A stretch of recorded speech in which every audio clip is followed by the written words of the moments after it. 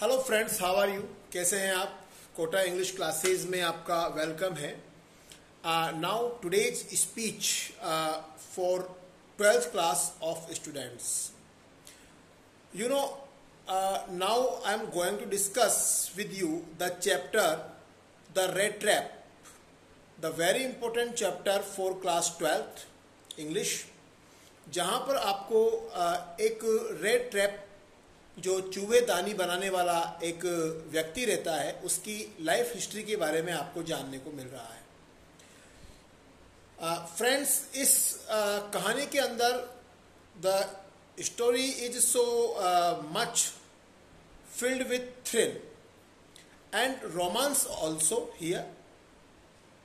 पहले आपको इस कहानी के अंदर थ्रिल देखने को मिलेगा, सस्पेंस देखने को मिलेगा। After then some romantic scene इसके अंदर आपको देखने को मिलेगा, एंड आफ्टर देन आपको pathetic condition and self realisation का जो टेक्निक होता है राइटर का, वो सब आपको इसमें पूरा मिक्स करके दिया गया है।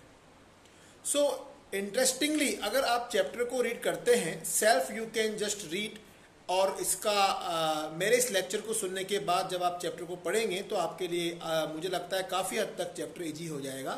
तो let me explain the chapter. Here is a red trap, we can call him peddler. Red trap के लिए बहुत सारे वर्ड आए हैं।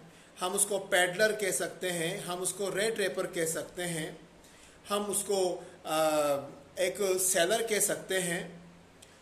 The seller was sitting in the opening scene of the story। इस कहानी के ओपनिंग सीन में क्या देखने को मिलता है? ये जो रेड ट्रैपर है, ये जो पैडलर है, पैडलर हम इसको क्यों कह रहे हैं? क्योंकि ये घूम घूम करके अपने माल को बेचता है। क्या बेचता है? ये चूहेदानी बेचता है। He is selling red trap. Okay, so one day he is just sitting aside in a road, aside on a road, सड़क के किनारे बैठ कर के ये थिंकिंग कर रहा था कि पूरा दिन ये कैसे गुजारेगा, और ऐसी गर्मी में और ऐसी सर्दी में, सारे मौसम में इसको, क्योंकि अब चूहेदानियाँ बेचनी होती हैं, तो ये वहाँ बैठ कर के आइसोलेशन मूड में चुपचाप कुछ सोच रहा है। तो यहाँ पर एक फिलॉसफी हमें देखने को मिलती है कि जो पैडलर है वो अपना जो क्रिएशन है रेड ट्रैप का, उस रेड ट्रैप क्रिएशन को कंपेयर कर रहा है किससे? वर्ल्ड से। यानी ये संसार एक चूहेदानी की तरह है। यहाँ पर the philosophy is very important, and कई बार एग्जाम में ये फिलॉसफी देखने को मिलती है। सो जब ये सड़क के किनारे बैठकर ये सोच रहा है कि संसार एक चूहेदानी की तरह है, और हम सब यहाँ पर बैट लगाते हैं, जैसे चूहे को पकड़ने के लिए एक चूहेदानी रखी जाती है और उसके अंदर हमको बैट लगानी पड़ती है और चूहा उसमें फंस जाता है। So some comparison, some philosophy is here. So my dears, चूहेदानी बेचने वाला व्यक्ति बहुत समय तक चूहेदानी के बारे में, इस फिलॉसफी के बारे में सोच करके जब चूहेदानी लेकर के बेचने निकलता है, तो सबसे पहले उसको ये अरेंज करना पड़ता है कि चूहेदानी ये बनाएगा कैसे। तो ही is just a kind of thief. ये एक चोर टाइप का व्यक्ति भी था, जो पास में ही कोई आयरन मिल्स वगैरह है, वहां से मेटल्स वगैरह चुरा करके लाता है और उनसे वो चूहेदानी बनाता है। तो एक दिन ये जो है अपने डेली रूटीन के लिए निकलते हैं, और रास्ते में इनको एक व्यक्ति का मकान दिखता है, एक कॉटेज दिखती है। वो जो कॉटेज है, वो कॉटेज एक आयरन स्टील मिल के मैनेजर की है, जो पहले वहाँ कहीं काम करता था।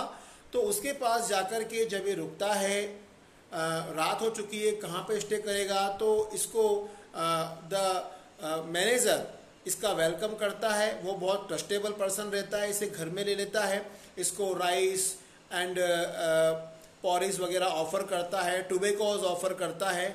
लेकिन ये क्या करता है? ये उसके विश्वास को, उसके ट्रस्ट को डिसीट कर देता है, और मॉर्निंग में उसके घर पर जो 30 kroners is the name of currency, 30 kroners थे, उनको निकाल कर ये ले जाता है, और वहां से ये रन अवे, भाग जाता है। जब ये भाग रहा है तो भागते भागते जंगल में ये फंस जाता है। He just lost in many directions in the forest. अब ये निकल नहीं पा रहा है कि मुझे अब कहाँ से बाहर, जंगल से मैं बाहर कैसे निकलूँगा। सो काफ़ी परेशान होने के बाद ये जंगल में एक जगह बैठ जाता है और अपना सर पकड़कर ये अपनी किस्मत को कोसता है। He is just cursing his fate and suddenly he just think about the philosophy that the world is stage and we all the puppet, we all the like mice. हम सब चूहों की तरह हैं और हम सब यहाँ बैट लगाते हैं और ये भी उस बैट में फंस गया है। All the rivers, all the trees around him like the bars of cage, सब पिंजरे की बार्स की तरह हैं